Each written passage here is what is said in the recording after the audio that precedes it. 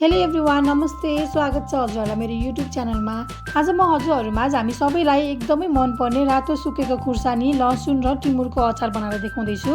यो अचार चाहिँ आजभोलि सबैजनाको घरमा बन्ने गर्छ, किनकि यो अचार चाहिँ हामीले खानासँग, मोमोसँग, चाउमिन, थुक्पा जेसँग मिलाएर खाँदा पनि एकदमै मिठो हुन्छ।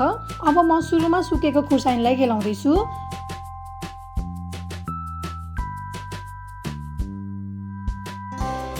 खुर्सानीको सबै डाँठहरू केलाइसकेपछि लसुनलाई पनि यसै गरी केलाउँदैछु। अब लसुन र खुर्सानी फ्राई गर्नको लागि रेडी भइसकेको छ। त्यसै गरी मैले यहाँ टिमुरको धुलो लिएको छु। हजुरहरूले दाना पनि लिन सक्नुहुन्छ।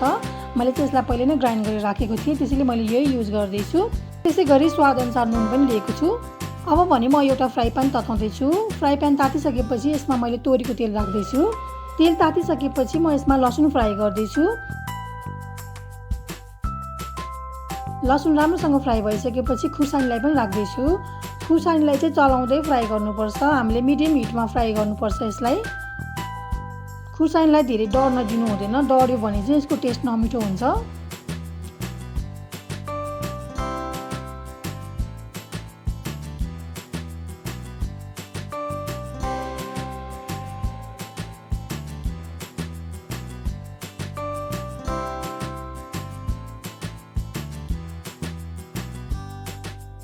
अब खुर्सानी र लसुन पनि राम्रोसँग फ्राई भइसकेको छ।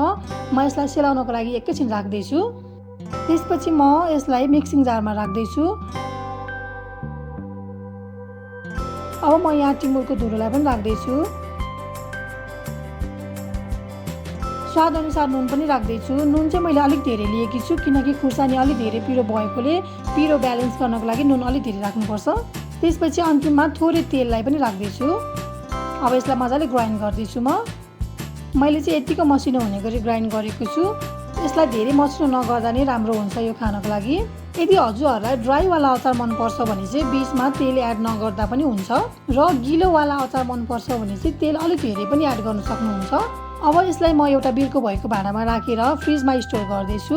हामीले यसलाई 6 महिनादेखि 1 वर्षसम्म युज गर्न सक्छौँ। यदि हजुरहरूले यो अचारको रेसिपी अहिलेसम्म ट्राई गर्नुभएको छैन भने अवश्य पनि ट्राई गर्नुहोला। एकदमै युजफुल हुन्छ यो अचार चाहिँ हाम्रो लागि। यो अचार चाहिँ मैले धेरै जसो छोइलाहरू बनाउँदाखेरि पनि युज गर्छु। यसले छोइलाको टेस्टलाई एकदमै मिठो बनाइदिन्छ। मैले चाहिँ यो अचार आफ्नो घरमा कहिले पनि छुटाउँदिनँ। हजुरहरूले पनि नछुटाउनु होला, किनकि एकदमै काम लाग्ने अचार हो यो चाहिँ। हजुरहरूलाई मेरो खुर्सानी र टिमुरको अचारको रेसिपी कस्तो लाग्यो? यदि मन परेको छ भने मेरो भिडियोलाई लाइक, कमेन्ट, सेयर र मेरो च्यानललाई सब्सक्राइब गर्न नबिर्सिनुहोला। Thank you for watching.